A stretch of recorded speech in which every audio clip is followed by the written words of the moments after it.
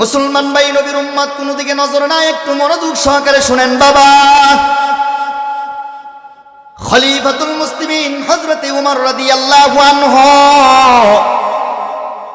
মরুভূমির প্রান্তে দাঁড়াইয়া চোখের পানি ছেড়ে কান্না করে হযরতে খাব্বাব রাদিয়াল্লাহু আনহু জিজ্ঞাসা করেন, বাবা, ও বৃদ্ধ বাবা, একটু মনোযোগ সহকারে শুনেন, কোরআনের বদৌলতে আল্লাহ কারে কোন জায়গায় নিয়ে যায়। খাব্বাব ডাক দিয়া বলেন, খলিফাতুল মুসলিমিন উমর, মন্ত্রী সবাই যাবেন, হাজার হাজার মানুষ আপনার জন্য অপেক্ষায় আছে, আর আপনি মরুভূমির প্রান্তে দাঁড়াইয়া একা একা কেন কান্না করেন? উমর একটু জানতে চায়। উমর ডাক দিয়া বলে, ভাই, কেন কান্না করি একটু মনোযোগ সহকারে শুনেন ও বৃদ্ধ বাবা। হযরতে উমর ডাক দিয়া বলে, ভাই, কেন কান্না করে? আমি উমর, এই মরুভূমির সাথে আমি উমরের একটা সম্পর্ক আছে, এই মরুভূমির সাথে আমার একটা তাআল্লুক আছে। কি তাআল্লুক ভাই? আমি উমরের চাইতে নিকৃষ্টতম বান্দা দুনিয়াতে আর কেউ ছিল না, আমি উমরের চাইতে বড় কাফের দুনিয়াতে কেউ ছিল না। আমি উমর ছিলাম একজন পাগল, আমি উমর ছিলাম একজন দাগাস, আমি উমর ছিলাম একজন পাগল বেশে কাফের, আমার বাবা ছিল একজন রাখাল। ও বাবা, কেন কান্না করি জানোনি? এই মরুভূমির প্রান্তে আমার একটা ঘটনা করছে, ওই ঘটনা মনে পড়ে গেছে। উমর ডাক দিয়া বলতেছেন, খাব্বাব ভাই, আমি উমর কেন কান্না করি শুনো।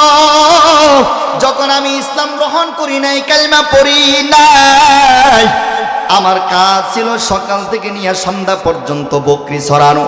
আমি ছিলাম একজন পাগল, চেহারাটাও সুন্দর ছিল না, মাথার চুলগুলা ছিল এলোমেলো, পাগলের মতন থাকতাম। সারাদিন এই মরুভূমিতে আমি বকরি চড়াইতাম। তবে একদিনের ঘটনা আমি উমরের বড় মনে পড়ে গেছে। বলে, কি ঘটনা?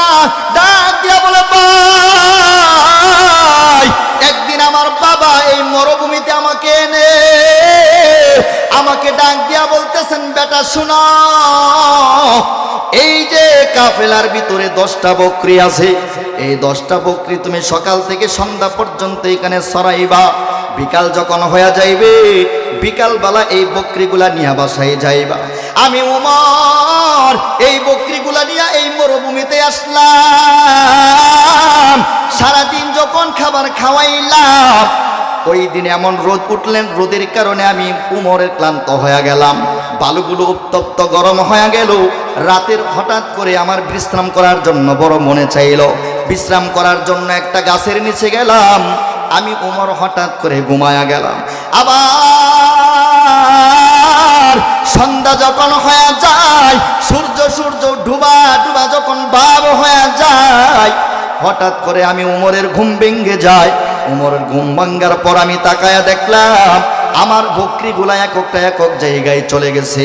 আমি সবটি বকরি একসাথে করলাম, একসাথে করে দেখি একটা বকরি আমার এখান থেকে হারায়া গেছে। আমি উমরের শরীরটা বয়ে কম্পন সৃষ্টি হয়ে গেল। আজকে ঘরের ভিতরে যদি যাই, আমার বাবা আমাকে আঘাত করবে, আমার বাবা আমাকে মারবে। এজন্য আমি উমর বড় ভয় পাওয়া যায়। সন্ধ্যাবেলা বকরি নিয়ে যখন ঘরে ঢুকলাম, একটা বকরি কম থাকার কারণে আমার বাবা এত জোরে জোরে আঘাত করছে আর এত বিভিন্ন গালিগালাজ করছে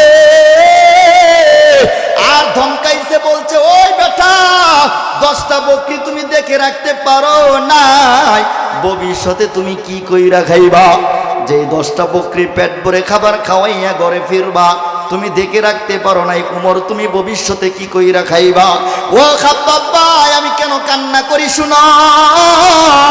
যে উমর 10টা বকরির খবর রাখতে পারতো না, যে উমর ছিল একজন পাগল, যে উমর ছিল একজন রাখাল, ওই উমর কোরআনের বদৌলতে, নবীদের সুহবতের বদৌলতে আল্লাহ এত দামি বানাইছে, এত দামি বানাইছে যে উমর 10টা বকরি দেখে রাখার যোগ্যতা রাখতো না। কোরআনের বদৌলতে ওই উমরকে আল্লাহ আজকে অর্ধ জাহানের বাদশা বানাইছে। বলেন সুবহানাল্লাহ। এই জুড়ে চিল্লায়া বলেন আল্লাহু আকবার। হয় না? আরো জোরে বলেন আল্লাহু আকবার। ওমর ডাক দিয়া বলতেছেন, ভাই বাবা আমাকে ধমকাইছে আর বলছে ভবিষ্যতে কি কইরা খাবি।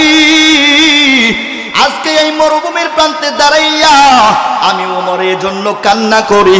যে উমর 10টা বকরির খবর রাখতে পারতো না, ওই উমর আজকে এমন মালিক আল্লাহ, এমন সরকার ওয়ালা, এমন দামি বানাইছে।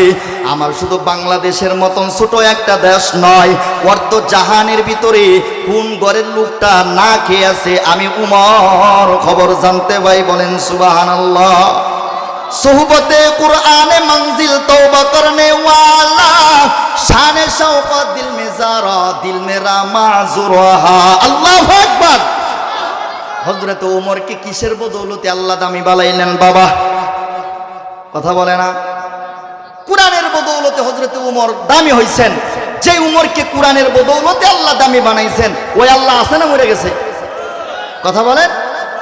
যে আল্লাহ উমরকে কুরআনের বদৌলতে দামি বানাইলেন, আপনি আমি যদি কুরআনের সাথে সম্পর্ক লাগাইয়া দেই, সেই আল্লাহ কি দামি করবে না? কথা বলে না, করবে না? এই যে এখানে বসছি বয়ান করতেছি, আমার বাবার বয়সের এখানে মুরব্বীরা বয়ান শুনতেছেন, গাজীপুর থেকে দাওয়াত করে এনে এখানে বয়ান শুনাইতেছেন, বলে এটা কিসের শান? বলে এটা কোরআনের শানের কারণে। ঠিক কিনা জোরে বলে? এখন তো কোরআনের সাথে সম্পর্ক করি না, নিজে তো কোরআন পড়তেই পারি না, ছেলেটাকেও কোরআন শিখায় না। আছে না নাই? নাস্তিক্যবাদের কালচার দিয়ে আজকে আপনার আমার সমাজটা ভরে গেছে। ঠিক কিনা জোরে বলেন? নিজে কোরআন পড়ি না, নামাজ পড়ি না, আফসোস তো করি না। সন্তানটা যে বেহায়া আর নির্লজ্জতার সাথে উঠা বসা করতেছে, মেয়েটা পর্দা করে না, ছেলেটা ফজরের নামাজে আসে না, আসরের নামাজে মসজিদে যায় না, এটা নিয়ে মা বাবার কোনো মাথা ব্যথা নাই। আর আসতে ঠিক কোন? ঠিক কিনা জোরে আওয়াজ করে বলেন মেয়ে, ঠিক কিনা বলেন? অথচ কিয়ামতের ময়দানে যত বড় হাজি হন আর গাজী হন, আল্লাহর ঘর যদি 50,000 বছর হায়াত পান, 50,000 বছর হজ করেন, আর যদি আপনার ঘরে আহলে বাইত গুলা সঠিক না থাকে, এই হাজিগিরি কিয়ামতের ময়দানে কাজ হবে না। আর আসতে ঠিক কোন? এজন্য আল্লাহ বলেন, ইয়া আইয়ুহাল্লাযীনা আমানু কু আনফুসাকুম ওয়া আহলিকুম নারা। আল্লাহ শুধু তোমারে বাঁচার জন্য বলে না, আল্লাহ বলছে তুমি তো বাঁচবা, তোমার আহলে বাইত যারা আছে তাদেরকেও তুমি জাহান্নামের আগুন থেকে বাঁচাও। ঠিক কিনা জোরে বলেন? এখন আমরা কি করি? ওরে সন্তানে টিকটক করে বাপে দেখে, তাকা তাকা দেখে, টাচ মোবাইলে ফেসবুকের জগতে আছে, বাবা নিজের চোখে দেখতেছে, বাধা দেয়। ঠিক কিনা? এই যে আজকে দেখলাম, আজকে মোবাইলের ভিতরে দেখলাম 16 ডিসেম্বর না, কথা কয় না, মোবাইলে দেখলাম, সম্ভবত এটা নোয়াখালী বা ফেনীর এদিকে হইতে পারে, বাবা বিদেশ থাকে, মা মেয়েটারে সুন্দর করে সাজায় দিছে। মা কয় তুমি নাচবা আর আমি ভিডিও করবো, আমার ফলোয়ার বাড়বো, আমার ভিউ বাড়বো, আর আমি ইনকাম করব। কত বড় নির্লজ্জ, বেহায়া আর বেপরদা হলে এই কাজ করতে পারে? মেয়ে নাচতেছে আর মা ভিডিও করতেছে। নাউজুবিল্লাহ বলেন। কত বড় অপদার্থ তার স্বামী, যে স্বামী বিদেশ থেকে টাকা পাঠাইতেছে, আর এই মেয়েকে দিন শিক্ষা না দিয়ে বিদেশের টাকা দিয়ে মেয়েকে টিকটকার বানাইতেছে। কত বড় নির্লজ্জ ভাই! এখানে অনেকে আছেন, আপনারা কাজ করেন, বিভিন্ন জায়গায় থাকেন, ঢাকা শহরে থাকেন, আপনার বিবি গ্রামের বাড়িতে থাকে, আপনার বিবিকে আপনি বলবেন সাবধান। মা ইচ্ছা করলে একটা সন্তানকে নেককার বানাইতে পারে, মা ইচ্ছা করলে একটা সন্তানকে বদকার বানাইতে পারে। ঠিক কিনা বলেন? কারণ মান হাররা বাইতিহি ওয়া আহলা বাইত মান জাররাকান আলাইক বিন নিসা ওয়া আনা কাবরাতান ফিদ দার ফিন নিসা। মা বাবা যদি ইচ্ছা করে, বাবা যদি না থাকে, মা যদি ইচ্ছা করে, একটা সন্তানকে আল্লাহওয়ালা বানানো সম্ভব। ঠিক কিনা? বাবা নাই, বাবার আদরটা মা দিতে পারে। কথা বলেন? কোনো মার আদর বাবা সহজে দিতে পারে না, কিন্তু যার বাবা নাই, মা আছে, মা কিন্তু বাবার আদরটা দিয়ে বাবা সন্তানকে লালন পালন করতে পারে। কথা বলেন? আর সন্তান মানুষ হওয়ার জন্য সর্বপ্রথম শিক্ষিকা হলো আমার মা। মা যদি সঠিক শিক্ষায় শিক্ষিত করতে পারে, তাহলে ওই সন্তানের দ্বারা সঠিক শিক্ষা হওয়া, অর্জন করা সহজ। কথা বলেন?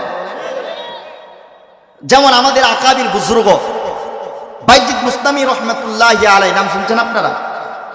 শুধু উপমহাদেশ নয়, গোটা পৃথিবীতে যার নাম মহাব্বতের সাথে মানুষ স্মরণ করে, বাইজিদ মুস্তামি রহমাতুল্লাহি আলাইহি। উনি যখন 8 বছর বালক তখন বাবা হারাইছে, বাবা দুনিয়া থেকে বিদায় হয়ে গেছেন।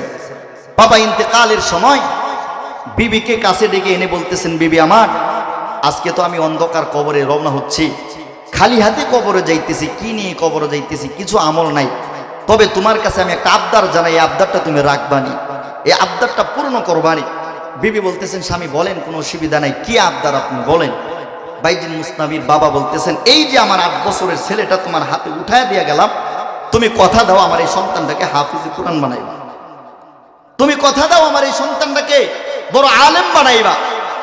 বিবি বলতেছেন, ঠিক আছে, আপনার কথা আমি রাখবো, আল্লাহ হায়াতের জিন্দিগিতে যতদিন আমাকে বাঁচায় রাখে, আমি কথা দিলাম আপনার এই সন্তানটাকে আমি বড় আলেম বানাবো। আল্লাহু আকবার বলেন।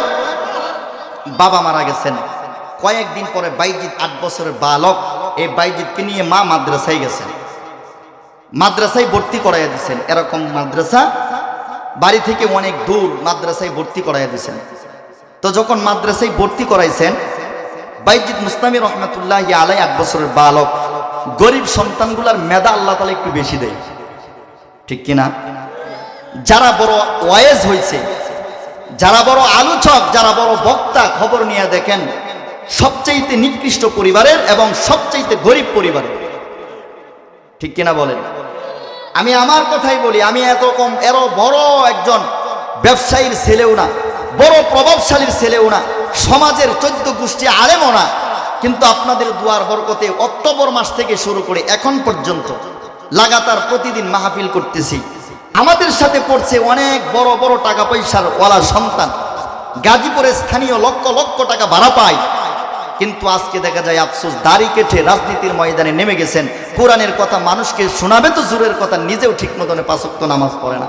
তার মানে বোঝা গেল আসমানি এলেম আল্লাহ সবাইরে দেয় না, যারে আল্লাহ পছন্দ করেন তার সিনার ভিতরে আসমানি এলেম আল্লাহ ঢুকাইয়া দেন, ঠিক কিনা? জোরে আওয়াজ করে বলেন ঠিক কিনা? বাইজিদ গরিব, মা মাদ্রাসায় নিয়ে গেছেন। মা বলতেছেন, হুজুর তার বাবা নাই, দুনিয়া থেকে বিদায় হয়ে গেছেন, আপনি একটু বাবার আদর দিয়ে আমার ছেলেটাকে লেখাপড়া করাবেন, আমার এই সন্তানটাকে আপনি হাফেজে কোরআন বানাবেন, যাতে আমার এই সন্তান আমার জানাজার নামাজ পড়তে পারে, বাবার জন্য একটু দোয়া করতে পারে। সন্তানকে মাদ্রাসায় ভর্তি করাইয়া দিয়েছেন।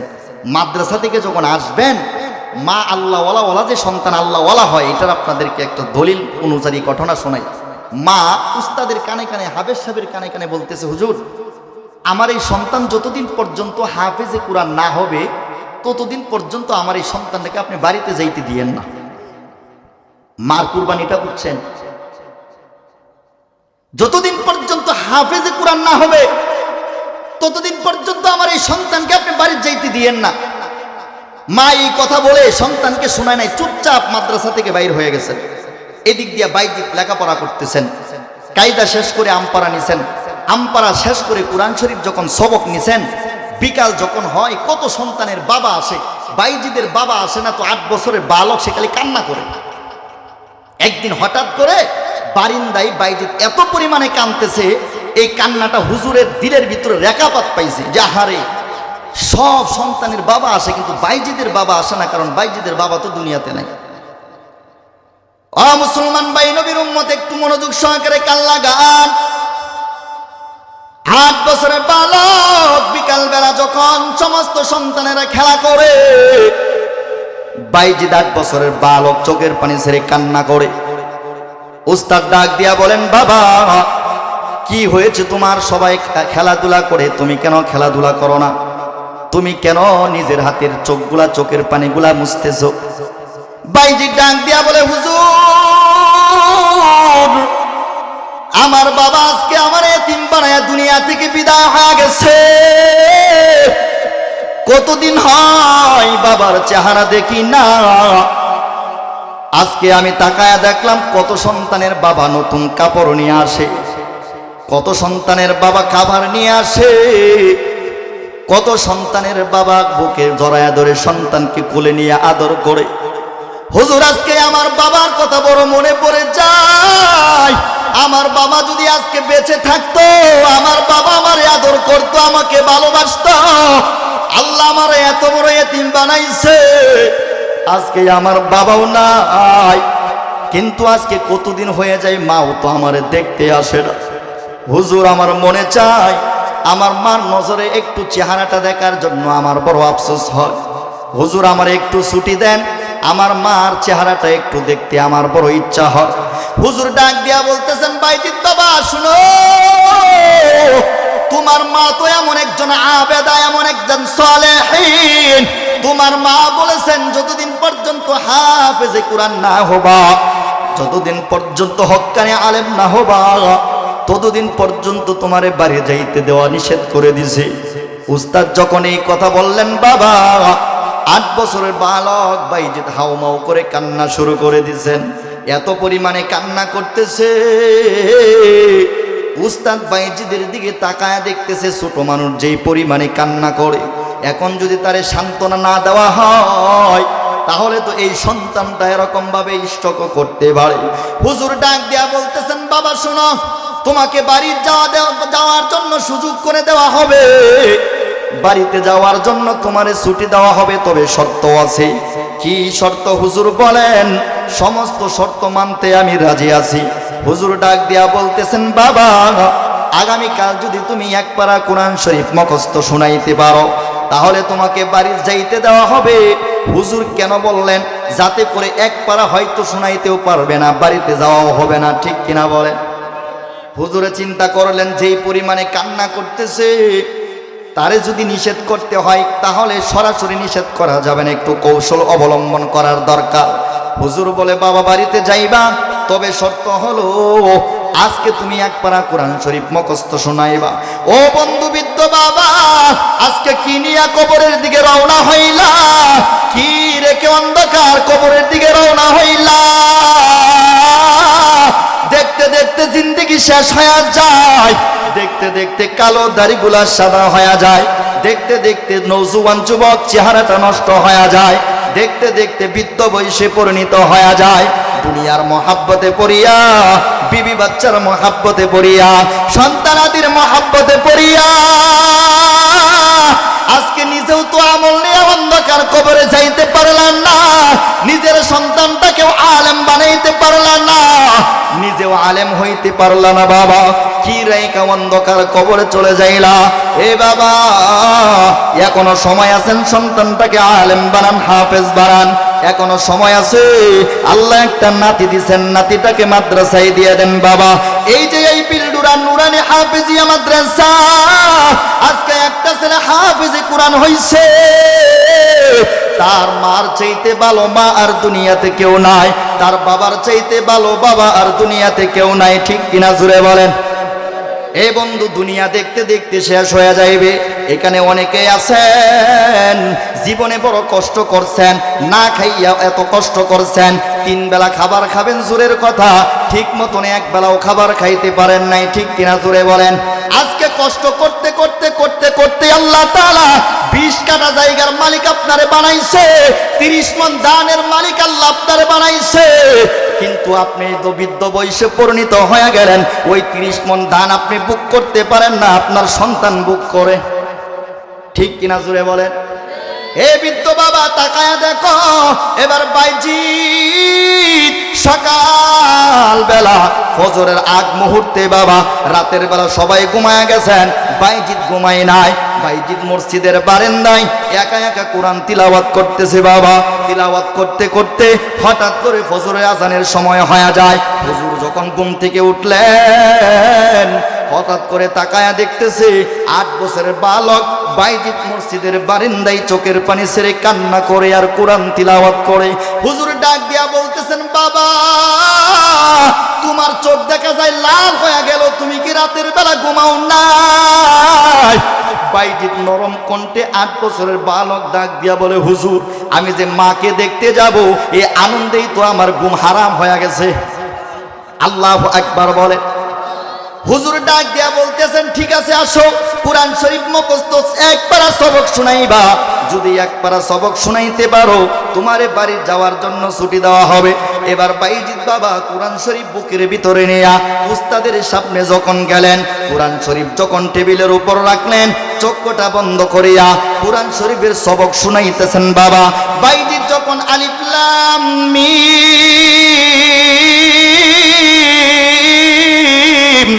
জালিকাল কিতাবুল লা রাইবা ফি বলে তিলাওয়াত করা শুরু করে দেয়। উস্তাদ তো বলেছিলেন এক পারা তিলাওয়াত করার জন্য। ও বন্ধু, দুনিয়াতে যার কেউ নাই তার সাথে আমার আল্লাহ আছেন, ঠিক কিনা? জোরে কোন, এই জোরে আওয়াজ করে বলেন কথা ঠিক কিনা? ভাইজি, কুরআন শরীফ যখন তিলাওয়াত করা শুরু করে দেয়, উস্তাদ বলেছিলেন একবার তিলাওয়াত করার জন্য। এত পরিমাণে তিলাওয়াত করা শুরু করে দিছে, এক পারা আর দুই পারা নয়, বাইজিৎ 5 পারা কুরআন শরীফ উস্তাদকে মুখস্থ শোনায়া দেয়। হুজুর তো লাভ দিয়া দাঁড়ায় গেছে, বাবা আয় আয়, আল্লাহ তো তোর মেধা এত বড় দিছে, আল্লাহ তো তোরে শুধু হাফেজ না কুতুবুল আলম বানাবে। সুবহানাল্লাহ বলেন। এই বাবা আয় আয়, তুমি গরিবের সন্তান হতে পারো, আল্লাহ তোমার মেধা বড় দিছে। এরে বাবা আয়, বুকের মধ্যে জড়াইলেন। সকালবেলা যখন হয়ে গেলেন, নাস্তা করলেন। বিকালবেলা হুজুর বললেন, বাবা তুমি আজকে এখান থেকে বিকালবেলা তোমার মাকে দেখার জন্য বাড়িতে যাইবা। বাইজিৎ 8 বছরের বালক, আনন্দে মাতুহারা। কয়েক বছর পরে মাকে দেখতে যাবে, মনের মধ্যে আনন্দ, ঠিক কিনা? এই জুড়ে বলেন কথা ঠিক কিনা? বাইজিৎ বড় খুশি হয়ে গেলেন। আসরের নামাজের পরে সবাই খেলা করতেছেন, বাইজিৎ বুকের ভিতরে কুরআন শরীফ ঝুলাইলেন। তদনীতিন সময়ে আমরাও যখন লেখাপড়া করেছি বাবা, মিজানের বছর যখন মাদ্রাসা বন্ধ হইতো, মিজাব কিতাব নিয়ে বাড়িতে যাইতাম। নাহাবিমির বছর যখন মাদ্রাসা বন্ধ হইতো, নাহাবিমির কিতাব নিয়ে বাড়িতে যাইতাম। যতদিন বাড়িতে যাইতাম একটা মুবাহাসা আর মুনাসাবার ভিতরে থাকতাম, ঠিক কিনা বলেন? মাদ্রাসা হাফেজে কুরআন যখন বাড়িতে যাইতো, বুকের ভিতরে কুরআন শরীফ ঝুলানো থাকতো, দেখছেন না আপনারা? কথা কয় না? এখন তো মোবাইল নিয়ে বাড়িতে যাই, কুরআন শরীফের সাথে কোনো সম্পর্ক নাই। কথা কয় না কা? এজন্য এলেম কালাম সব সে শিখায় নাই। এলেম শিখবে তো জোরের কথা, একটু সুযোগ পাইলেই ছাত্ররা মোবাইলের ভিতরে সময় দেয়। কথা কয় না কা? এজন্য 40 বছর বয়সেও নামাজ পড়তে ভালো লাগে না। আলেম হওয়ার পরেও এরকম ভাবে 5 ওয়াক্ত নামাজে তালাশ করে পাওয়া যায় না। আলেম হওয়ার পরেও সঠিক হক কথা, কুরআনি কথা জবান দিয়া বাইর হয় না। কথা বলেন ঠিক কিনা? এবার 8 বছরের বালক বাইজিৎ কুরআন শরীফ নিয়ে বাড়ির দিকে রওনা হয়ে গেছেন। মাদ্রাসা থেকে বড় দূর যাইতে যাইতে যাইতে যাইতে সন্ধ্যা হয়ে যায়। যখন বাড়ির কাছাকাছি গেলেন, হঠাৎ করে মা জানালার দিকে তাকায় দেখতেছেন বাইজিৎ মুস্কি হাসতে হাসতে হাসতে হাসতে বাড়ির দিকে আসতেছে। বাইজিদের মা দরজা দিয়ে জানালা দিয়ে যখন দেখলেন, চিন্তা করেন কত বছর পরে, 2 বছর পরে সন্তান বাড়িতে যায়। আপনি আমি যদি হইতাম 1 কিলোমিটার দূর থেকে সন্তানকে আগায় নিয়ে আসতাম। কথা কয় না? 2 বছর পরে ছেলে বাড়িতে আসতেছে, ছেলের আসার আগমনকে লক্ষ্য করে কত ধরনের যে আনন্দ হইত, ঠিক না? কিন্তু বাইজিদের মা একজন আল্লাহওয়ালা, একজন আবেদা, একজন সালেহীন মহিলা। এ বাবা, যেই কারণে তার জেহেনটা অন্যদিকে ঘুরে গেছে। বাইজিদের মা বলতেছে, না না, আমার সন্তান বাড়িতে আসতেছেন, তাকে বাড়িতে জায়গা দেওয়া হবে না। কেন দেওয়া হবে না? আমি তো বলছি আমার সন্তান যখন হাফেজে কুরআন হবে তখন বাড়িতে আসবে। আমার সন্তান হয়তো উস্তাদের সাথে বেয়াদবি করছে, অথবা মাদ্রাসায় কোনো দুর্ঘটনা ঘটাইছে, যেই কারণে উস্তাদ হয়তো রাগান্বিত হয়ে তারে মাদ্রাসা থেকে বহিষ্কার করে দিছে। চিন্তা করেন। বাইজিদের মা তাকায় দেখতেছে, সন্তান দৌড়ায় বাড়ির দিকে আসতেছে। মা সাথে সাথে দরজাটা বন্ধ করে দিলেন। বাবা বাইজিৎ দরজার সামনে দাঁড়াইয়া কমল কণ্ঠে 8 বছরের বালক বলতেছেন, মা গো, 2 বছর হয়ে গেছেন মাদ্রাসায় দিয়ে আসছো। ও মা, 2 বছরের ভিতরে একদিনও তুমি আমারে দেখতে গেলে না। মা, বাবার আদর পাইলাম না, বাবা এতিম বানায়া চলে গেছে। মা, মাদ্রাসায় কত সন্তানের মা বাবা দেখতে যায়, কত সন্তানের বাবারা নতুন পোশাক নিয়ে যায়। মা, 2 বছর হয়ে গেল, এখন পর্যন্ত আমারে তুমি দেখতে গেলে না। মা এক পর্যায়ে আমি ছুটি নিয়ে আসছি, মা তুমি একটু দরজাটা খোলো, দেখো তোমার সন্তান তোমার দরজার সামনে হাজির। মা দরজার ভিতর দিয়ে ডাক দিয়া বলতেছেন, না না, তুমি তো আমার বাইজিৎ না, কারণ আমার বাইজিৎ যেই দিন হাফেজে কুরআন হবে সেই দিন আমার দরজার সামনে আসবে। যেই দিন আমার বাইজিৎ হক্কানি আলেম হবে সেই দিন আমার সন্তান আমার দরজার সামনে আসবে।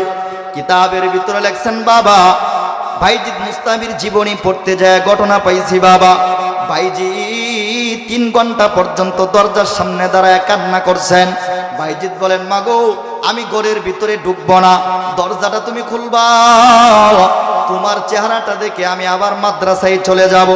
মা আড়াল থেকে ডাক দিয়া বলেন, বাবা দরজা খোলার সাথে সাথে যখন তোমার দিকে তাকাবো, তোমার দিকে তাকানোর সাথে সাথে তোমার সাথে আমার একটা অন্তরের মহাব্বত আর ভালোবাসা আছে, তখন তোমার দিকে তাকায়া থাকবো, মায়া চলে আসবে, তখন তোমাকে জড়ায়া ধরতে মনে চাইবে, ঘরের ভিতরে নিতে মনে চাইবে, আদর করতে মনে চাইবে। এ বাবা যাও, তুমি মাদ্রাসায় চলে যাও, যেই দিন তুমি হাফেজে কুরআন হইবা, যেই দিন তুমি আলেম হইবা, ওই দিন তোমার জন্য আমার দরজা খোলা থাকবে। কান্না করতে করতে বাইজিৎ আবার মাদ্রাসার দিকে রওনা হয়ে গেছেন বাবা। যাইতে যাইতে রাত্র গভীর হয়ে গেলেন। তাহাজ্জুদের নামাজের সময় উস্তাদ যখন ওযু করার জন্য ঘুম থেকে উঠলেন, তাহাজ্জুদের নামাজ পড়বেন, হুজুর তাকায়া দেখতেছে দরজার বারিন্দার সামনে দাঁড়াইয়া পিলারে ধরে ধরে বাইজিৎ কান্না করে। হুজুর ডাক দিয়া বলেন, বাবা তোমাকে তো ছুটি দিলাম, বাড়িতে যাওয়ার জন্য বললাম, বাবা তুমি কি বাড়িতে যাও নয়?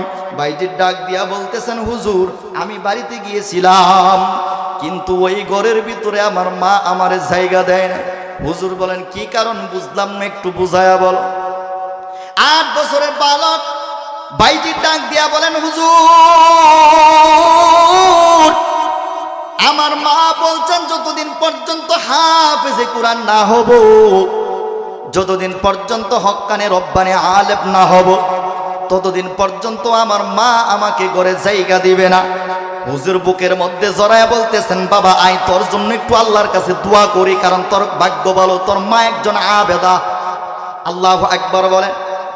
হুজুর ডাক দিয়া বলেন, বাবা আয় আয়, তোমার মা অন্য কোনো মার মতন নয়, তোমার মা অন্য সব মহিলার মতো নয়। বাবা আয় আয়, তোর কচি কাঁচা হাত দুইটা উপরের দিকে উঠায়া দে। এবার বাইজিৎ 8 বছরের বালক সুন্দর করে ওযু করলেন, উস্তাদের সামনে দাঁড়াইয়া নামাজেও দাঁড়ায়া গেলেন। উস্তাদও আল্লাহর কাছে দোয়া করে, বাইজিৎও আল্লাহর কাছে দোয়া করে। ওদিক দিয়া মা যাই নামাজটা বিছাইয়া আল্লাহর কাছে দোয়া করে আর বলে, মালিক আমার সন্তান আসছিল, তোমার মহাব্বতে আর তোমার ভালোবাসায় সন্তানকে ত্যাগ করে দিলাম। আল্লাহ আমার দরজা থেকে সন্তানকে বাইর করে দিলাম, কিন্তু তোমার দরজা থেকে আমার সন্তানকে তালাশ করে বাইর করে দিও না। আল্লাহ আমার সন্তানটাকে তোমার দ্বীনের জন্য কবুল করে নাও, কুরআনের জন্য কবুল করে নাও। ও দোস্ত, মাও আল্লাহর দরবারে দোয়া করতেছেন, উস্তাদও আল্লাহর দরবারে দোয়া করতেছেন, বাইজিৎ 8 বছরের বালক আল্লাহর দরবারে দোয়া করতেছেন। আল্লাহ দোয়া কবুল করবে কি করবে না? কথা বলেন। কেমন ভাবে দোয়া আল্লাহ কবুল করছে দেখেন। বাইজিৎ মুস্তাফিকে আল্লাহ শুধু হাফেজে কুরআন বানাই নাই, বাইজিৎ মুস্তাফিকে আল্লাহ কুতুবুল আলম বানাইছেন। সুবহান। ও বন্ধু, তার কিতাবের ভিতরে পড়লাম, একদিন বাইজিৎ কত বড় আলেম হয়েছে জানেননি? একদিন এক মাহফিলের ভিতরে বাইজিৎ মুস্তাফি বয়ান করতেছেন, ওই মাহফিলের ভিতরে একই সাথে 70,000 কাফের কালমা পড়ে মুসলমান হয়ে গেছে। আরো আসতে সুবহানাল্লাহ।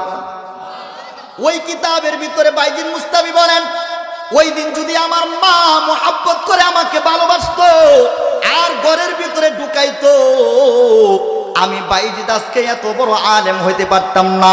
এই বাবা এটা কেন বললাম? আজকে সমাজের ভিতরে মার কারণে সন্তান নষ্ট হয়, আজকে সমাজের ভিতরে মার কারণে একটা সন্তান আল্লাহওয়ালা হয়। এখানে আপনারা যারা চাকরি করেন, যারা ঢাকা শহর থাকেন, বিভিন্ন ক্ষেত কামারে কাজ করেন, আপনারা সর্বপ্রথম যেই কাজটা করবেন বাবা, ওই কাজটা হলো আপনার বিবিকে নসিহা করবেন যে কোনো সময় আমি চলে যাইতে পারি, কিন্তু আমার সন্তানটাকে তুমি একজন আলেম বানাইবা, একজন আল্লাহওয়ালা বানাইবা।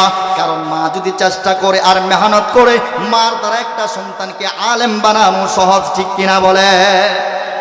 এজন্য বাবা কুরআনের সাথে সম্পর্ক করার দরকার আছে না নাই? এজন্য কুরআনের সাথে সম্পর্ক করবেন। রাজি আছেন? নবীজি বলছেন, আল্লাহ পাক আয়াতে কারিমার ভিতরে কুরআনের শান বলতে যায়, মান বলতে যায়, কুরআনের মাহাত্ম্য ফজিলত বুঝাইতে যায় অনেকগুলো আয়াতে কারিমা আনছেন। আল্লাহ বলতেছেন কিয়ামতের ময়দানে এই কুরআন তোমার জন্য সুপারিশকারী হবে, আমার জন্য সুপারিশকারী হবে। নবীজি হাদিসের মধ্যে বলেন, কোনো বান্দা যখন ইন্তেকাল করে, মৃত ব্যক্তির সব আমল বন্ধ হয়ে যায়, তবে 3টা আমল জারি থাকে। কয়টা আমল? জোরে বলেন। 3টা আমল জারি থাকে। এর মধ্যে প্রথম আমল হলো সন্তানটাকে নেককার বানানো, নেককার সন্তান, যেটা হাত উঠায় দোয়া করতে দেরি হয়। যেমন এখানে আলোচনা করার আগে হুজুর আলোচনা করতেছিলেন যে নেককার সন্তান যখন হাত উঠায় দোয়া করে, দোয়া করতে দেরি হয়, সন্তানের দোয়া কবুল করতে আল্লাহ দেরি করে নাই। সুবহানাল্লাহ বলেন। একজন নিশাকুর মদ্যপান করত, নিশা করত, সে মারা গেছেন, কিন্তু তার একটা সন্তানকে মাদ্রাসায় দিছেন।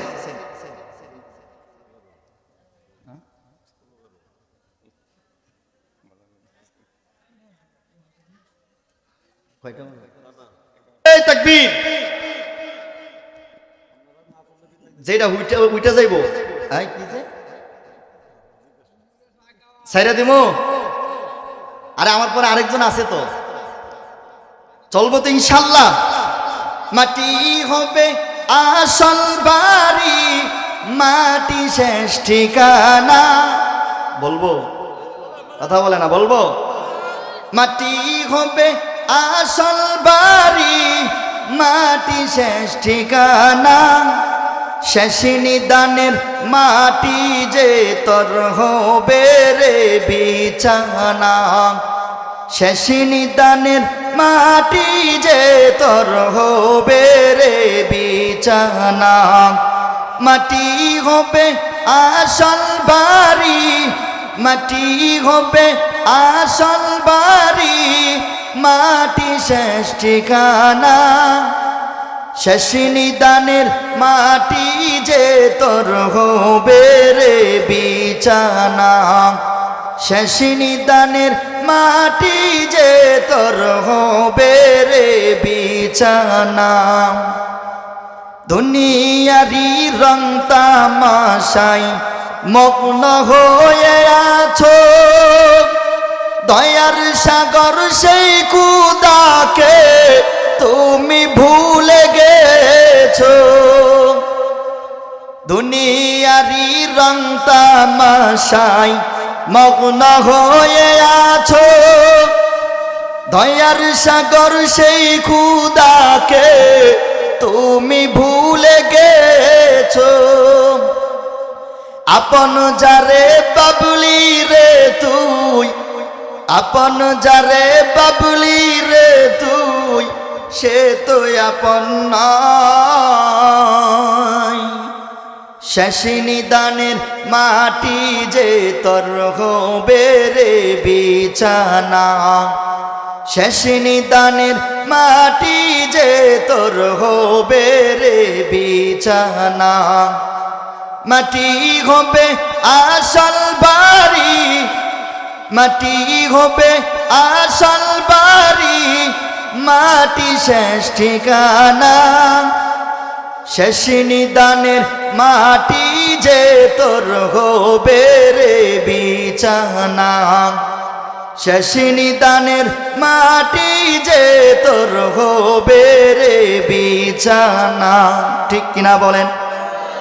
3.5 হাত মাটির গড়ে রইবি একা একা, সঙ্গী সাথী কারো সাথে হবে না তোর দেখা।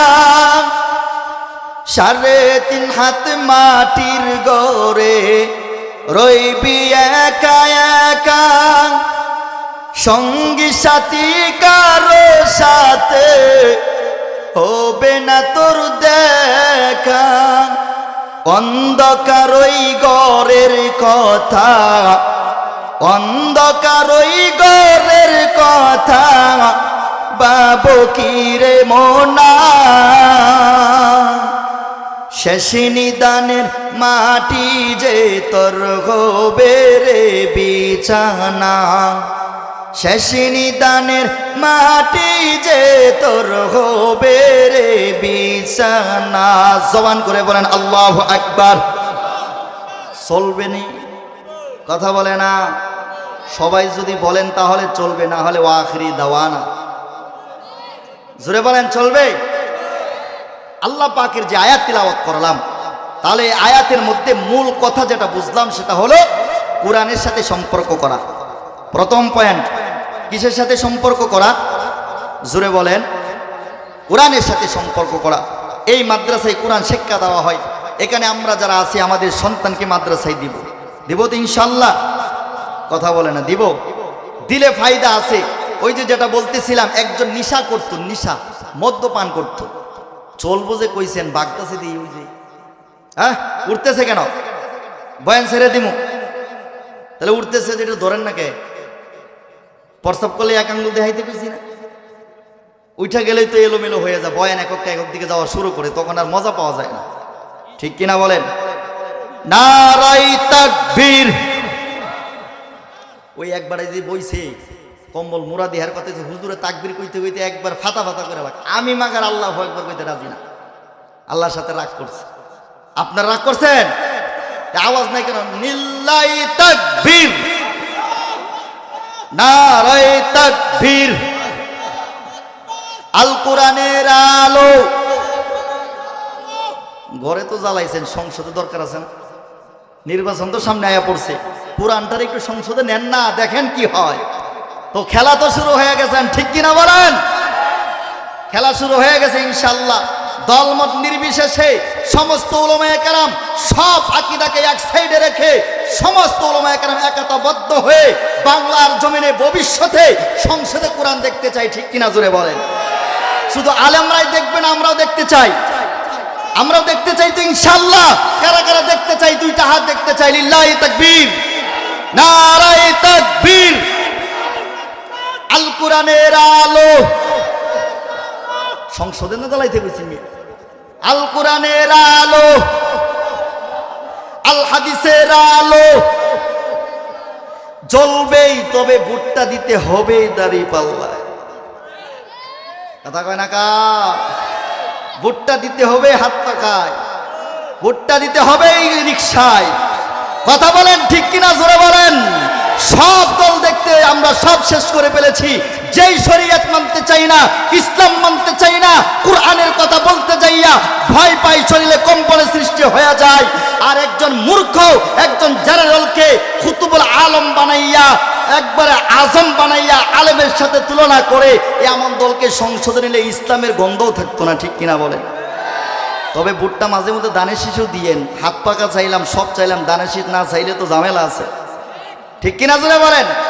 সবকে আমরা নিতে চাই, তবে কোরআন যদি কেউ না মানে ওইটার কাছে আমরাও নাই, ঠিক কিনা জোরে বলেন?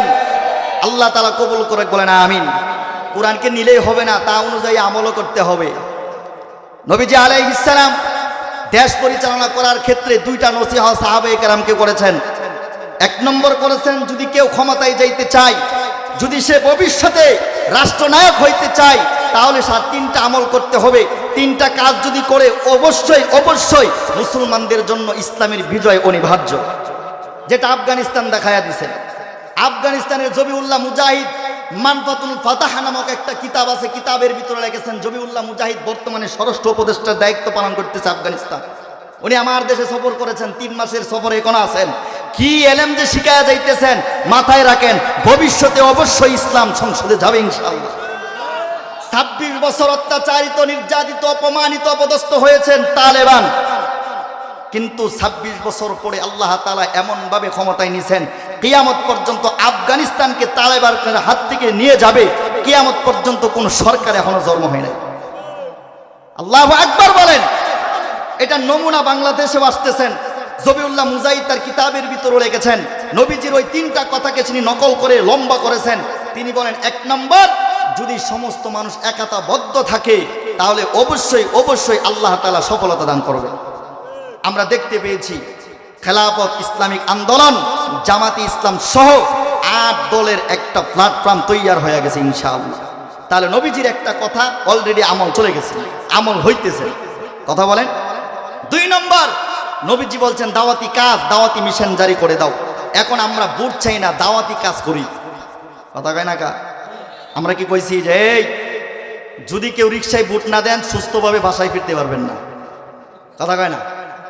বলছি আমরা যে জামাত রাজাকার বুট দিব আর সুস্থতার সাথে ঘরে ফিরে যাইব, এটা হইতে পারে না। কইছি? কথা কয় না কা? বলছি যে সাবধান, যদি কেউ হাত পাকায় বুট না দেন সুস্থতার সাথে কেন্দ্র থেকে বাসায় ফিরবেন সম্ভব না। বলছি নি?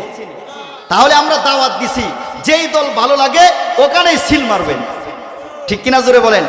এটা বুট চাওয়া না, এটা হলো দিনের দাওয়াতি কাজ। কথা বলেন না কেন?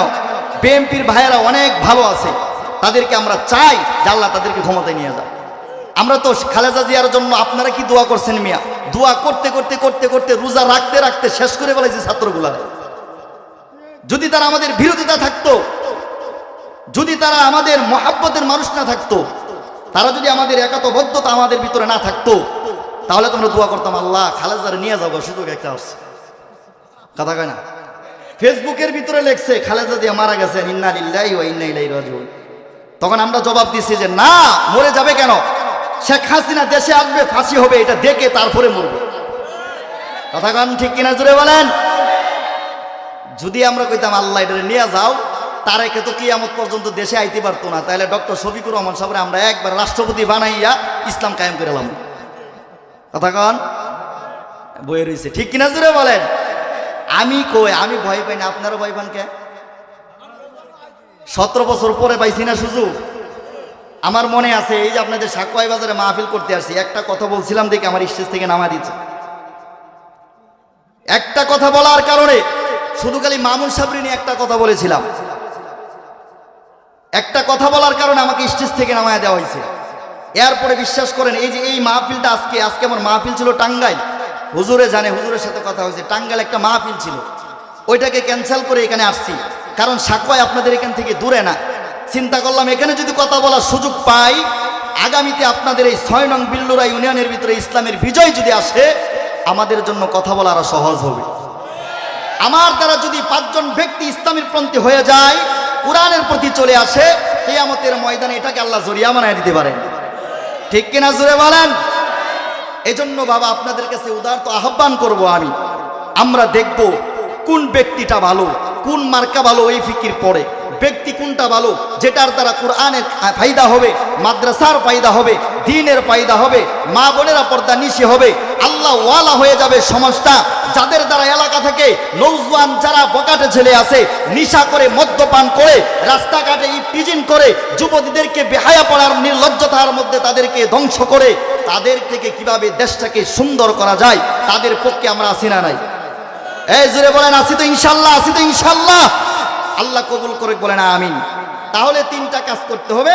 1 নম্বর হলো একাতাবদ্ধ হওয়া, জামাআতুনা আলা ফিহিল মুকবারান ফাকাহা। যখন একাতাবদ্ধ হয়ে যাবে আল্লাহ তোমাদেরকে বিজয় দান করবে। 2 নম্বর মান সাররাতুনা আলাইহি দাওয়া ইলাল্লাহ, যখন দ্বীনের দাওয়াত আল্লাহর জন্য, আল্লাহকে খুশি করার জন্য প্রচার করতে থাকবা, এটাও আমাদের ভিতরে আছে। 3 নম্বর মান ফাররাতুল কুরআন লিদ্দীনা ওয়াসসাবিলি আলা মান ফারাকা বিল বাতিলা, বাতিলরা যখন মাথা নত করে, মাথা উঁচু করে দাঁড়াবে, তাদেরকে নাস্তেনাবুদ করার জন্য যখন একাতাবদ্ধ হয়ে তোমরা স্লোগান দিবা, আল্লাহর পক্ষ থেকে তখন তোমাদের জন্য সাহায্য অনিবার্য। বলেন সুবহান। 3টাই চলে আসছে, আমাদের ভিতরে কাজ চলতেছেন। আল্লাহ আমাদের এই মনের মাকসাদ এবং আমাদের সমস্ত মিশনগুলোকে কবুল করে বলেন আমিন। তাহলে 1 নম্বর, কোরআন শুধু সংসদে নিতে ধাক্কাইলেই হবে না, তার উপর আমল করতে হবে। কথা বলেন, করবো তো আমল? কেমনে করবেন? কোরআন তো পড়তেই পারি না, কোরআন শিকার দরকার আছে না নাই?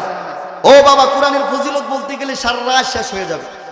নবীজি বলেন, কোনো বান্দা যখন কোরআন শরীফ তিলাওয়াত করে, তখন সে সরাসরি আল্লাহ তাআলার সাথে কথা বলতে থাকে।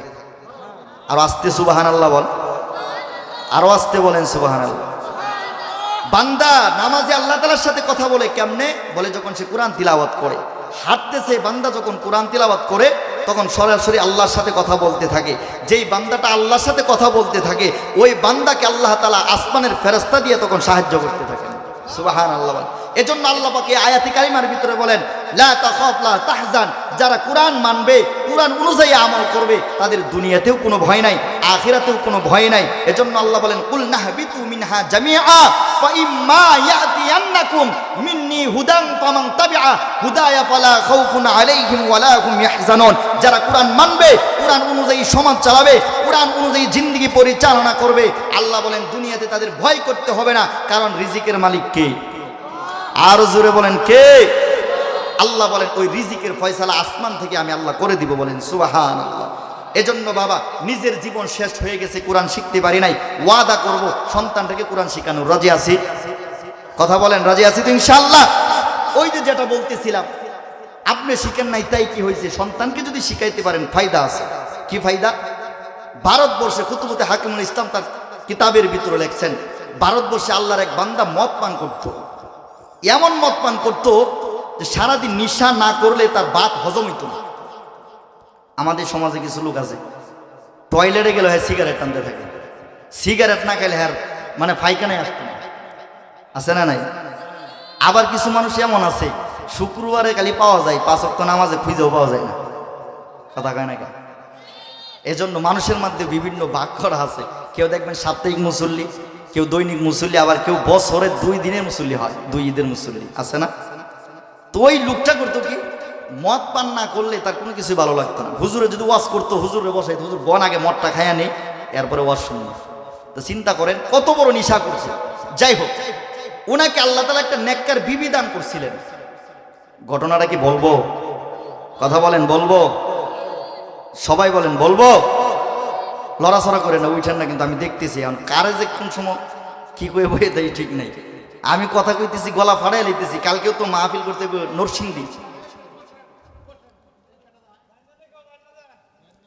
এই ক্যামেরা ছবি উড়াই রাখেন, ওটা ভাইরাল করে দিবেন। আল্লাহু আকবার, আল্লাহ কবুল করুক, বলেন আমিন। সারে শুনবেন, গাজীপুর আমার যাওয়া লাগতো না, এত শেষ করে দেবো, এটাই শেষ করে দেবো ইনশাল্লাহ। হুজুরও চলে আসবেন। তো যেটা বলতেছিলাম, ওই মদ ঘুরে আবার বউ পাইছে একটা সুন্দর, যেমন সুন্দর তেমন নেককার আল্লাহওয়ালা। কারণ যারা উল্টা পাল্টা চলে, নিশা করে, এই করে সেই করে, তারা বউ কিন্তু ভালো পায়, এটা জানেন? কথা কয় না? বউ খুব সুন্দর বউ পায় এবং নেককার পায়। তো উনি ভাগ্যে একজন আল্লাহওয়ালা মেয়ে পাইছেন। তোর বিবি উনাকে প্রতিদিন নসিহা করে যে তুমি যে এই যে মদ পান করো, এই আকাম কুকাম করো, তো তুমি কেন এটা করো? ছেড়ে দিতে পারো না? আল্লাহ একটা ছেলে দিছে, এই যে ছেলের সামনে যে তুমি এই কাজগুলা করো, ছেলে তো তোমার কাছ থেকে শিখবে। তো সে কি করে? বউকে ধমক দেয়, বেশি বুঝোস তুই, তোরে গরাজে তুই বইয়ে থাক, আমার কাজ আমারে করতে দে। কিছু লোক ওয়াজে আসে, বউকে যাও না একটু ওয়াজটা শুনে আসো। এই ওয়াজ শুনলে কি মোল্লার ওয়াজ দিয়ে কামাই? আছে না নাই? আর ওয়াজ থেকে কন। আবার কিছু আছে যে না, বউ যেহেতু কইছে যাই একটু ওয়াজটা শুনে আসি না, তো ওয়াজ শুনতে আসছে বাসা থেকে, কিন্তু দেখেন ওই জিলাপি খাইতেছে বসে বসে। কথা কয় না? আবার কিছু আছে দেখবেন যে রাস্তায় প্রস্রাব করতেছে, হাঁটতেছে আর কথা কইতেছে। আবার দেখবেন যে সঙ্গে আল্লাহু আকবার, যে সঙ্গে মুনাজাত শুরু হয়ে যাবো, প্রস্রাব থাকা অবস্থায় মুনাজাত করা শুরু করে দেয়। কারণ এখন যাইতেছে না, গেলেই তো বউ কইব, ওই যে মাইকের আওয়াজ শোনা যাইতেছে, তুমি আয়া পড়ছো কে? এজন্য এখানে তো শয়তানে খালি খুঁচাইতেছে। ওই যে ফাঁক রাখছেন জায়গাগুলা, এটা তো শয়তানে বরাদ করে রাখছে। তো শয়তানে খুঁচা দেয়, টপ করে উঠে কে আর প্রস্রাবে ধরে? 2 ঘন্টা প্রস্রাব আটকা রাখে, এটা ব্যাপার। যারা 2 ঘন্টার কম আটকা না রাখতে পারে, এটা তো অসুস্থ, এটা তো রুগী। কথা কয় না? 2-3 ঘন্টা যদি প্রস্রাব আটকা না রাখতে পারে, এটা তো রুগী না? যাই হোক, তো ওই লোকটা কি করছে জানেন?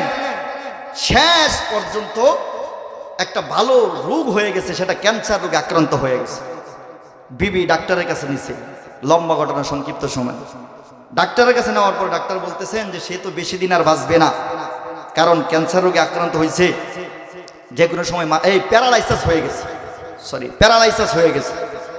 ওর মনের আশা যা আছে পূর্ণ করে দেন, উনি হয়তো বেশি দিন বাঁচবে না, যা খাওয়ানোর ওরে খাওয়াইয়া দেন। তো উনি আসছেন, হঠাৎ করে একদিন শুয়ে শুয়ে চোখ দিয়ে পানি পড়তেছে আর বলতেছে, আরে এই যে আমি জীবনে কোনোদিন এক ওয়াক্ত নামাজও পড়লাম না, যদি এই অবস্থায় আমার মরণ হয়ে যায়, জাহান্নাম ছাড়া তো কোনো উপায় নাই। কারণ মানুষ এক পর্যায়ে যায় কিন্তু ঠিকই বুঝে, কথা বলেন, এক পর্যায়ে এসে বুঝে, আরে আমি এত কিছু করলাম, মানুষের হক নষ্ট করলাম, এই করলাম সেই করলাম, দুনিয়ার কেউ দেখছে না, কিন্তু আজকে যদি আমার মরণ হয়ে যায়, এটার জবাব আল্লাহর দরবারে আমি কিভাবে দিব? শেষ পর্যন্ত তার বুঝে আসে কিনা, ঠিক কিনা? তো ওই সংখ্যা বুঝলে তো কোনো লাভ নাই। কারণ বৃদ্ধ বয়সে যদি বুঝবো হয়, আর বৃদ্ধ বয়সে যদি ওয়াদা আর তওবা আল্লাহর দরবারে কবুল হইতো, ফেরাউনের তওবা সবার আগে কবুল হইতো, কথা কয় না? ফেরাউন যখন মারা যাবে, তখন ফেরাউনের যখন ঢুকতেছে, তখন আল্লাহ আমি জানি তোমার চাইতে বড় রব, তোমার চাইতে সর্বশক্তিমান পৃথিবীতে আর কেউ নাই। আল্লাহ বলছেন এখন কইতেছস কেন? সাথে সাথে মুখের ভিতরে ফেরেশতারা মাটি ঢুকাইয়া দিচ্ছে যে না, এখন আর তওবা কোনোভাবেই কবুল করা হবে না। তার মানে বোঝা গেল শেষ বয়সে তওবা করলে তওবা আল্লাহ কবুল করে না, ঠিক কিনা জোরে বলেন? এজন্য যুবক বাবা, সময় আছে, গুনাহ করতে মনে চাই, গুনাহ থেকে নিজেরে বাঁচায় রাখো। মনে চাই উলঙ্গ মেয়েদের ছবি ফেসবুকে দেখার জন্য, কেন দেখবা তুমি? এটা না দেখে একজন আল্লাহওয়ালা বুজুর্গর বয়ান শোনো না। গুনাহ করতে মনে চাই, নজরটাকে একটু হেফাজত করো। মনে চাই গান বাজনা শুনতে শয়তানে ধোঁকা দেয়, নিজেকে একটু বাঁচাইয়া রাখো, আল্লাহওয়ালাদের সুহবতে যাও। তোমার চাইতে বড় বুজুর্গ নাই যদি তুমি গুনাহ থেকে নিজেরে বাঁচায় রাখতে পারো, ঠিক কিনা জোরে বলে? থানভী রহমতুল্লাহি আলাইহি, হাকিমুল উম্মাত মুজাদ্দিদুল মিল্লাত শাহ আশরাফ আলী থানভী রহমতুল্লাহ তার মালফুজাতের ভিতরে লেখছেন যে ওই আল্লাহর বান্দা সবচাইতে বড় বুজুর্গ যে নিজেকে গুনাহ থেকে বাঁচায়া রাখে। এজন্য যুবক বাবা, নিজেকে গুনাহ থেকে বাঁচায়া রাখে। ওই লোকটা চোখ দিয়ে পানি পড়তেছে, মনে আছে আপনাদের? এখন সে তওবা করতেছে, আল্লাহ জীবনে যা করলাম আর করবো না, আল্লাহ তুমি আমার মাফ করে দিও। বিবি করছে কি, এটা পাশে শুয়ে রয়েছে তো, বিবি শুনতেছেন। বিবি এবার কানে কানে বলতেছেন, স্বামী তবে আমি উলামায়ে কেরামের জবান থেকে শুনেছি, যদি আপনি মারা যাবেন গুনাহ অবস্থায়, আমল করতে পারেন নাই, তবে আপনি একটা আমল জারি করে যাইতে পারেন। বলে কি আমল? যে আপনার এই ছেলেটাকে মাদ্রাসায় দিয়ে দেয়। আল্লাহু আকবার বলেন। কারণ বিবি তো নেককার আল্লাহওয়ালা, আর আল্লাহওয়ালা বিবিদের মন মানসিকতা আল্লাহর দিকেই থাকে, ঠিক কিনা জোরে বলেন? বিবি বলতেছেন এই ছেলেটাকে মাদ্রাসায় দিয়ে দিই, আল্লাহ একটা সন্তান দান করছেন, তো মাদ্রাসায় ভর্তি করাই দিয়েছেন। এক সপ্তাহ পরে ওই যে লোকটা যুবক মারা গেছেন, কিন্তু ছেলে তো ছোট, বাবার জানাজার নামাজ পড়াইতে পারে নাই। ইমাম সাহেব জানাজার নামাজ পড়াইয়া কবরস্থ করে দিলেন। এখন প্রতিদিন ওই ছোট বাচ্চাটাকে যখন মা মাদ্রাসায় আনতে যায়, আসার পথে মাও কান্না করে, ছেলেও কান্না করে। মা কান্না করেন এজন্য যে স্বামী চলে গেছেন, সন্তানটাকে এতিম বানায়া চলে গেছেন। এই সন্তানকে মানুষের মতন মানুষ করতে গেলে তো অনেক সময়ের দরকার, টাকা পয়সার দরকার, ঠিক কিনা বলেন? এ মুসলমান ভাই, নবীর উম্মত শুনেন, 1 মিনিটের ভিতরে বয়ান শেষ করে দিব বাবা। একদিন হঠাৎ করে ওই সন্তানের মা চোখের পানি ছেড়ে কান্না করতেছেন। সন্তান ডাক দিয়া বলতেছেন, আম্মু কি ব্যাপার, তুমি আজকে কেন চোখের পানি ছেড়ে কান্না করতেছো? বাবার কথা বুঝি তোমার মনে পড়ে গেছে? মা ডাক দিয়া বলতেছেন, সন্তান তোমার চেহারাটা বাবার চেহারার সাথে মিলে গেছে। দুনিয়াতে দেখবেন সন্তান অধিকাংশই বাবার চেহারার মতন হয়। যেমন এই হুজুরের ছেলের দিকে তাকায় দেখেন, হুজুরের চেহারা আর সন্তানের চেহারা কিন্তু এক, কথা কয় না? আমার ছেলের সামনে যখন আমি দাঁড়ায়া যাই, আমার সন্তানের চেহারা আমার চেহারা এক। বাবার যেমন চেহারা হয়, সন্তানেরও চেহারা ঠিক এরকম হয়, কথা কন ঠিক কিনা? এ বন্ধু, মা ডাক দিয়া বলেন, বাবা রে, তোমার চেহারাটার বাবার চেহারাটা এক ছিল। তোমার বাবার চেহারাটা আজ তোমার চেহারার ভিতরে বেসে উঠেছে, এজন্য আজকে আমি চোখের পানি ছেড়ে কান্না করি। ও বাবা, তোমাকে আমি একটা নসিহত করি, তুমি মানবানি? বলে, আম্মু এমন কি নসিহত তুমি আমাকে বলো, আমি শুনতে চাই। বলে, বাবা তুমি প্রতিদিন সকালবেলা যখন মাদ্রাসায় কোরআন পড়তে যাও, বাবার কবরের সামনে দিয়া যাও, তুমি কি পারো না তোমার বাবার কবরের সামনে দাঁড়ায় একটু দোয়া করতে? এ বাবা, তোমার আব্বুর কবরের সামনে দাঁড়াইবা, একটু 2 হাত উঠে আল্লাহর দরবারে দোয়া করবা, মালিক আমার বাবা আমল করতে পারে নাই, দুনিয়া থেকে বিদায় হয়ে গেছে, তুমি মাফ করে দাও। সন্তান বলতেছেন আম্মু ঠিক আছে, প্রতিদিন আব্বুর কবরের সামনে দাঁড়ায় আমি দোয়া করব। সকালবেলা মা সন্তানকে ঘুম থেকে জাগ্রত করাইয়া সুন্দর করে ওযু করিয়া মা সন্তানকে ব্যাগ দিয়া মাদ্রাসায় পাঠায়া দেয়। সন্তান যখন মাদ্রাসায় যাবে, যাবার সময় বাবার কবর হয়ে মাদ্রাসায় যাওয়া লাগে। সন্তান একেবারে 5 বছর থেকে 6 বছর কোনো কিছুই পারে না, তবে ছোট ছোট সূরাগুলা তিনি মুখস্থ পারে। বাবার কবরের সামনে দাঁড়ায়া গেছেন, বাবার কবরের সামনে দাঁড়াইয়া সূরা ইখলাস সূরা নাস তিলাওয়াত করে, দুরূদ শরীফ পড়ে। এবার 2টা হাত উঠে আল্লাহর দরবারে দোয়া করে, আল্লাহ আমার বাবা একজন নাফরমান, আমার বাবা কোনো আমল করতে পারে না, তবে তুমি আমার আব্বুর কবরে তুমি আযাব দিও না। আল্লাহ আমার বাবাকে তুমি মাফ করে দাও, আমার বাবার কবরে তুমি আযাব দিও না। সন্তান যখন এই দোয়া করে মাদ্রাসায় চলে যায়, বিকালবেলা যখন মাদ্রাসায় ছুটি হয়, সমস্ত ছেলেদেরকে বলে তোমরা বাড়িতে চলে যাও, আমি বাড়িতে যাব না। বলে কেন যাবি না, কি হয়েছে তোর? বলে আমি আমার বাবার সাথে সাক্ষাৎ করতে যাব। আল্লাহু আকবার, এই জমান কোলে বলে আল্লাহু আকবার, হয় নাই চিল্লা বলেন আল্লাহু আকবার। ডাক দিয়া বলতেছেন যাও, আমি আমার আব্বুর সাথে যাব কবর, আমার আব্বুর কবরে যাব, আমি আমার আব্বুর সাথে একটু কথা বলবো। অন্য সন্তানেরা বলে তোর আব্বু তো দুনিয়াতে নাই, দুনিয়া থেকে বিদায় হয়ে গেছে।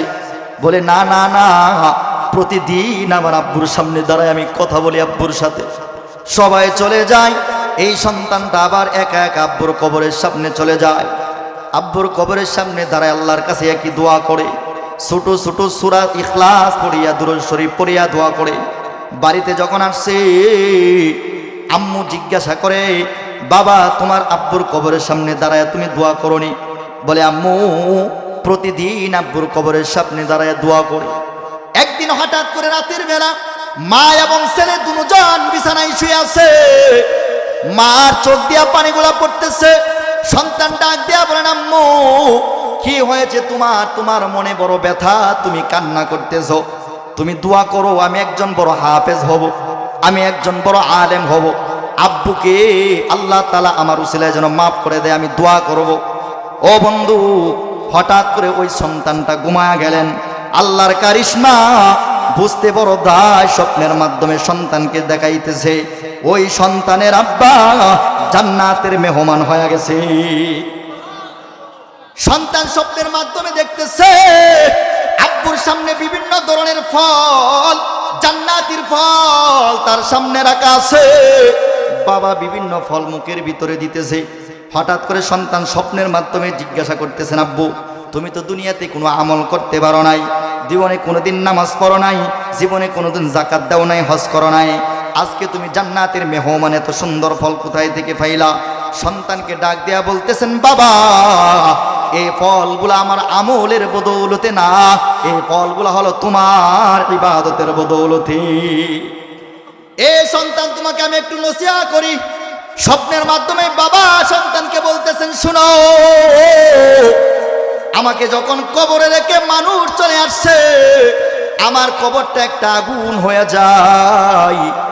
জাহান্নামের ফেরেশতারা আমাকে সকাল থেকে সন্ধ্যা পর্যন্ত, ফজর থেকে জোহর পর্যন্ত, জোহর থেকে আসর পর্যন্ত, আসর থেকে মাগরিব পর্যন্ত, মাগরিব থেকে ঈশা পর্যন্ত আগুন দিয়ে আমাকে ভরপুর করে দেওয়া হয় কবরটা।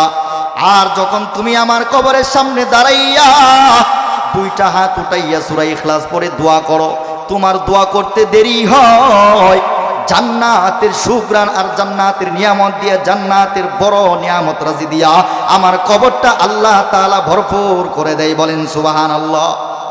এই সন্তান শুনো, যখন তুমি মাদ্রাসায় যাইবা আমার কবরের সামনে তুমি লম্বা লম্বা তিলাওয়াত করবা। যখন তুমি আমার কবরের সামনে দাঁড়াইবা, দাঁড়ানোর সাথে সাথে আমার কবরের সামনে তুমি বড় বড় দোয়া করবা। কারণ যতক্ষণ পর্যন্ত তুমি তোমার দোয়া করতে থাকো, ততক্ষণ পর্যন্ত জান্নাতের ফেরেশতারা আমার জন্য মাগফিরাতের দোয়া করে। সুবহানাল্লাহ। যতক্ষণ পর্যন্ত কবরের সামনে দাঁড়াইয়া দোয়া করতে থাকো, ততক্ষণ পর্যন্ত জান্নাতের নিয়ামত রাজিগুলো এরকম ভাবে আমার সামনে এনে দেওয়া হয়। হঠাৎ করে সন্তানের ঘুম ভেঙে যায়, মাথা ভিজে যায়, পুরাটা শরীর ভিজে যায়। মা ডাক দিয়া বলতেছেন, বাবা তোমার কি হয়েছে? স্বপ্নের মাধ্যমে ভয় পাইছো নি? সন্তান বুকের মধ্যে মাকে জড়ায় বলেন, আম্মু এই মাত্র স্বপ্নে দেখলাম আল্লাহ তাআলা আমার বাবাকে জান্নাতের মেহমান বানায়া দিছে। এজন্য বাবা কিসের বদৌলতে? বলে কোরআনের বদৌলতে। আল্লাহ পাক আয়াতে কারিমার ভিতরে এইটাই বলতেছেন, যদি তোমরা কোরআন মোতাবেক জিন্দেগি চালাইতে পারো বাবা, কোরআন যদি মানতে পারো, শিখতে পারে, আমল করতে পারো, আল্লাহ তাআলা কোরআনের বদৌলতে তোমাদেরকেও বড় দামি বানায়া দিবে। আমাদের আকাবির বুজুর্গরা কোরআনের বদৌলতে দামি হয়ে গেলেন। ওমরের মতন কাট্টা কাফের কোরআনের বদৌলতে দামি হয়ে গেলেন। একজন নিশাকুর কোরআনের বদৌলতে জান্নাতের মেহমান হয়ে গেলেন। যে আল্লাহ তাদেরকে দামি বানাইলেন, ওই আল্লাহ আপনাকেও আমাকেও বানাইতে পারেন, ঠিক কিনা বলে? এজন্য প্রথম যে মিশন সেটা হলো কোরআন শিক্ষা করা, ঠিক কিনা বলেন? আমরা আমাদের সন্তানগুলোকে মাদ্রাসায় দিব তো ইনশাল্লাহ। নিজে যদি পারি, সামনে রমজান আর বেশি দিন নয়, অল্প সময় আছে, এখন থেকে কোরআন চর্চা শুরু করে দেন। কোরআন পড়তে পারেন না, মসজিদে সময় দেন। মাদ্রাসায় আসেন না, একটু খবর নেন। মাদ্রাসায় একটু ছাত্রদের সাথে বসেন, কোরআন শরীফ তেলাওয়াত করেন। আরে কোরআন শিখা অবস্থাও যদি আপনি মারা যান, ছাত্র হয়ে মারা গেছেন। আর যে কোরআন শিখা অবস্থায় তুলাবা হয়ে মারা যাবে, তার জন্য আল্লাহ তাআলা জান্নাতের দরজা খুলে রাখছেন। সুবহানাল্লাহ বলেন। এজন্য